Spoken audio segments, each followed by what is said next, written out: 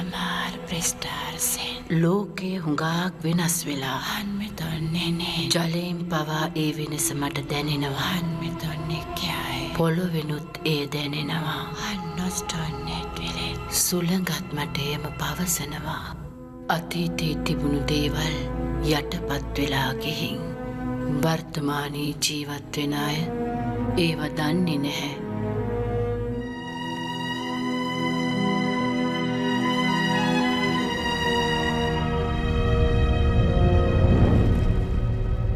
සියල්ල ඇරඹුණේ බලයේ මුදු නිර්මාණය කිරීමත් සමගයි.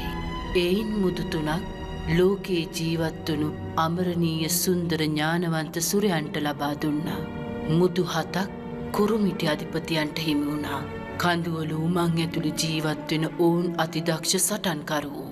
අවසාන නවය මනුෂ්‍යයින් හට ලබා දුන්නා.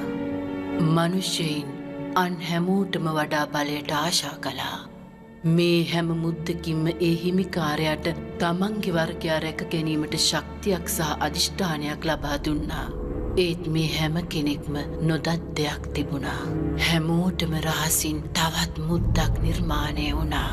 මෝඩෝර් රාජ්‍යයේ මරණී ගිනිකන්ද ඇතුළතදී අඳුරට අධිපති සෞරෝන් හැමෝටම රහසින් සියලුම මුදු පාලනය කළ හැකි බලගතු පාලක මුද්දක් නිර්මාණය කළා.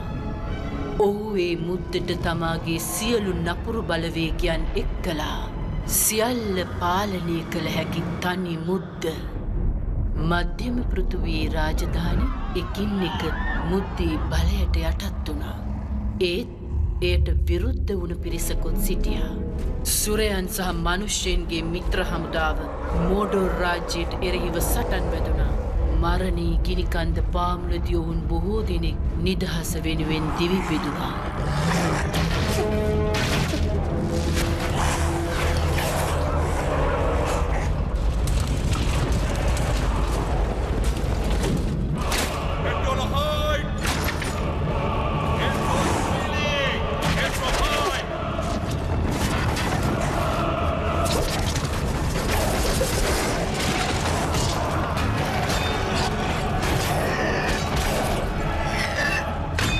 ජයග්‍රහණය ළඟ ළඟම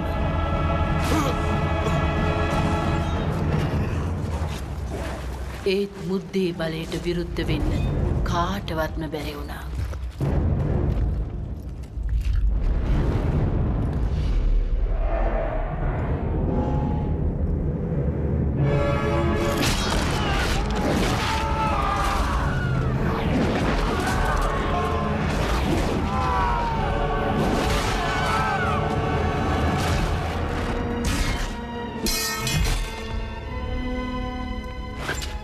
සියලුම බලාපොරොත්තු බිඳ වැටුණු මේ මුහුදේ එලෙන්ඩිල් රජුගේ පුත් ඉසිල්ඩූර් තම පියාගේ කඩුව අතට ගත්තා.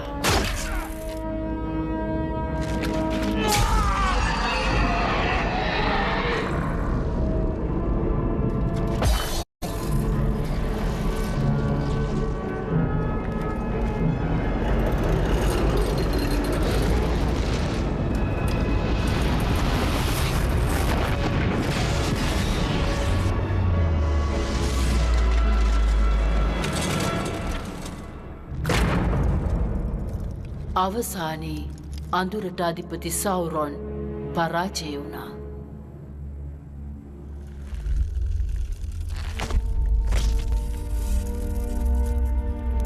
මුද්ද ඉසිල්ඩෝට අයිති වුණු වෙලාවේ ඔහුට පුළුවන්කම තිබුණා එය සදහටම විනාශ කර දමන්න.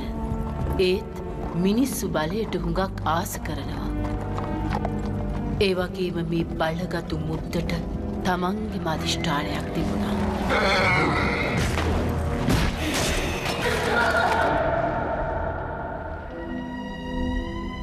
මුද්ද නිසා ඉසිල්ඩෝර්ට මරණය වැළඳ ගන්න වුණා.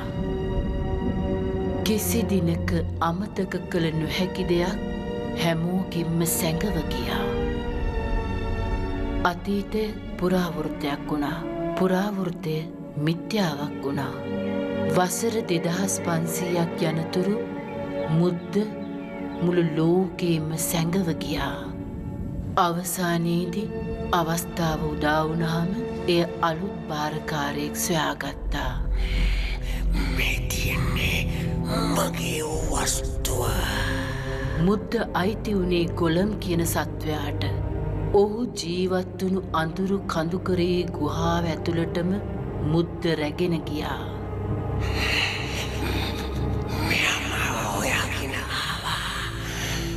ඔයා තමයි මගේ වස්තුව.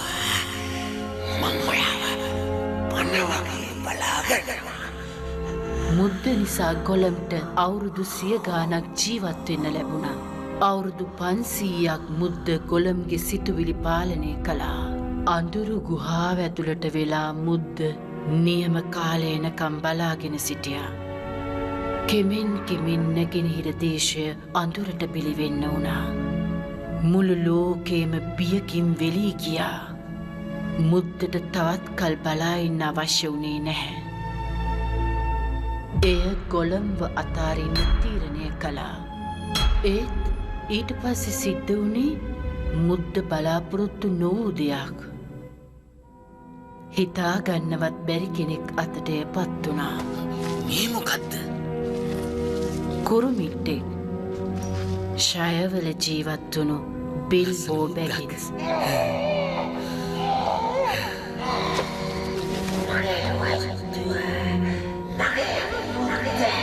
ළඟදීම මේ පුංචි කුරුමිට්ටු මුළු ලෝකේම අනාගතය වෙනස් කරන දවසක් උදා වේවි.